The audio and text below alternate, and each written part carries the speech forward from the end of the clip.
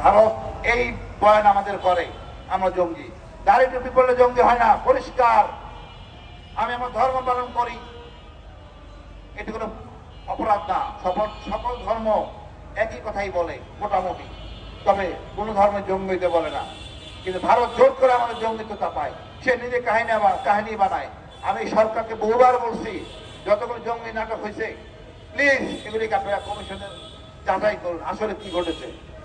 আমরা ছিলাম সব গাদ্দার, এই গোয়েন্দা বাহিনী পুরোটাই ছিল গাদ্দার, মিথ্যার উপরে ছিল এই গোয়েন্দা বাহিনী। ভারতকে খুশি করতে তারা এই কাজগুলি করতো, আর অবৈধভাবে শেখ হাসিনা ক্ষমতা দীর্ঘায়িত করার জন্য যা যা করা দরকার তাই করতেছে।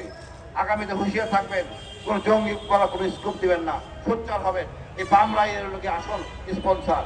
আমরা এই দেশের জঙ্গির কোনো স্থান দেব না, শান্তিতে বসবাস করব, পাহাড়ি বাঙালি হিন্দু খ্রিস্টান সবাইকে নিয়ে। সবাই আমরা বাংলাদেশি, আমাদের চাওয়া পাওয়া কম, কিন্তু আমাদের মনে রাখবে আমাদের শত্রু একটা। আমরা ভারতকেও ভয় পাবো না, আমেরিকাও ভয় পাবো না। আমরা নিজের পয়সায় চলি, কারো দয়া চলি না। পেঁয়াজ আমরা কিনে খাই, ভারতের দয়া পেঁয়াজ দরকার নাই, কোনো দানের দরকার নাই, আমরা কাজ করে খাই। আমাদের কাছে প্রবাসী ভাইরা অনেক কষ্ট করে টাকা পাঠায়, এই টাকা চুরি করে রাজনীতিবিদরা।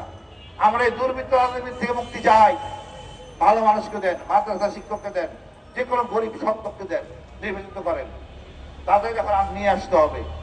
কারণ আমরা এই 54টা বছর খালি চোর পাটপাতে নির্বাচিত করছি, তারা একের পর এক চুরি করে গেছে।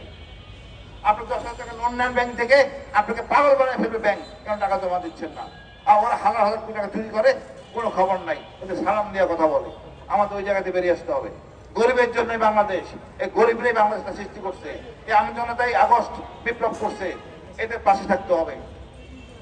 একটা কথা